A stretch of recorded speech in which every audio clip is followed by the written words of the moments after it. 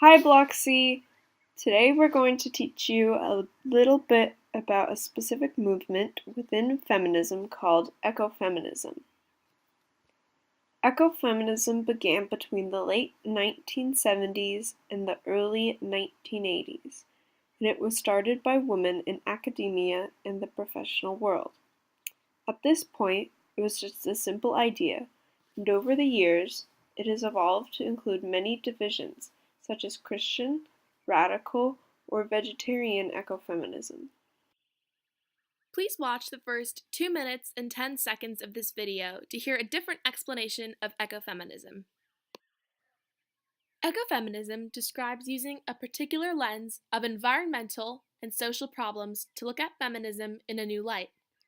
Some of its central tenets maintain that both types of issues, environmental and social, must be addressed together to make an impact, and that women, along with the planet, are disrespected and deserve some esteem.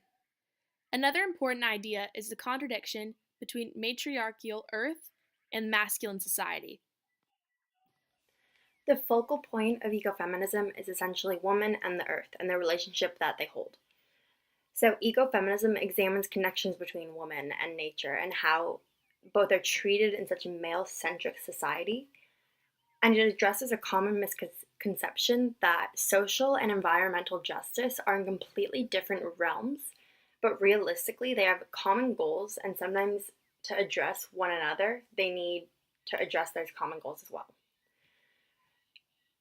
It's a view of the world that respects organic processes, holistic connections, and the merits of intuition and collaboration to better both nature and woman as a whole.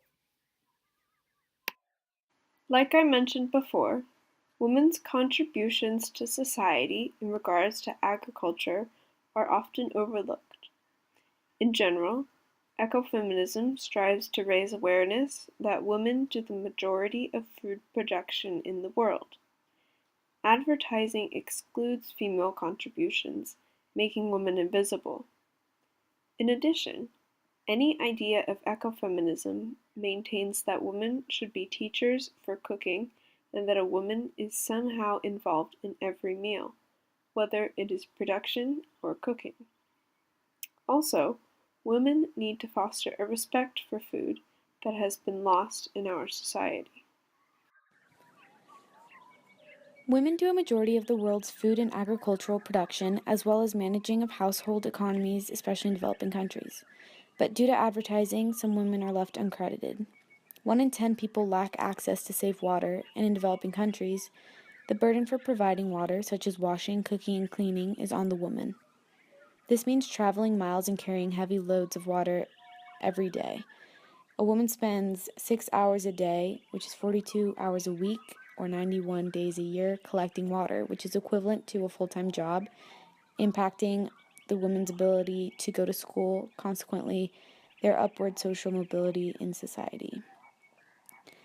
Women are the most susceptible to droughts, storms, floods, and other environmental harms. Fashion is the second most polluting industry behind oil. Fashion industries seek out the cheapest and most affordable labor in countries with the least regulations. 97% of the garment we wear is produced overseas, and 85% of all garment workers are women. Women are separated from children, beaten for trying to unionize, and even killed. Breaking news! Could Pope Francis be an ecofeminist? Throughout this presentation, you might have been thinking, does this ecofeminist stuff really apply to my modern life? Well, through close analyzation of Pope Francis's encyclical Laudato Si, there has been many parallels drawn between Pope Francis's positions and modern ecofeminism. Lines like, "This is why the earth herself, burdened and laid waste, is among the most abandoned and maltreated of our poor. She groans in travail." These lines paint a clear picture that Pope Francis is fighting to preserve and restore our earth. He reminds us that we have forgotten that we ourselves are dust of the earth. Our very bodies are made up of her elements. We breathe her air, and we receive life and refreshment from her waters. However, you're probably thinking, Ecofeminism is the tying of ecological and feminist issues into one goal: to fight for women and the environment. It's not just about fighting for the earth. Well, throughout this same encyclical, Laudato Si', Pope Francis reminds us that everything and one on this planet Earth is interconnected, and a common good for all people, including women, is important. He has even placed 5 women into the International Theological Commission to advise the Vatican on doctrinal issues.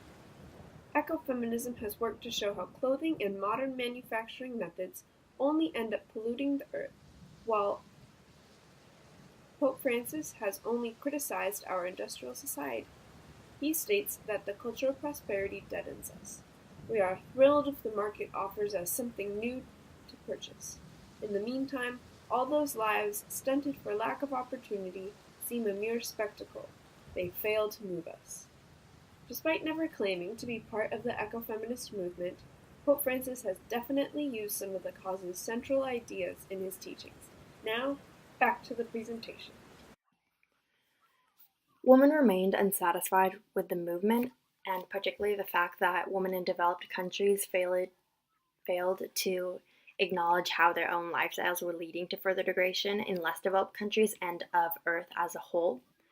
So women in developing countries accused white ecofeminists of promoting that exploitation by purchasing goods created as a result of inequality. And they pointed out the effects of commercial food production, sweatshop labor, and poverty on their families and landscapes, and the effect of appropriation of indigenous cultures and religions for the purpose of advancing a philosophical position. However, in part of this, contemporary ecofeminism must recognize the effects of race and class and ethnicity and sexuality on a woman's social standing, and essentially, it recognizes how Western colonization compromised the founding basis of ecofeminism.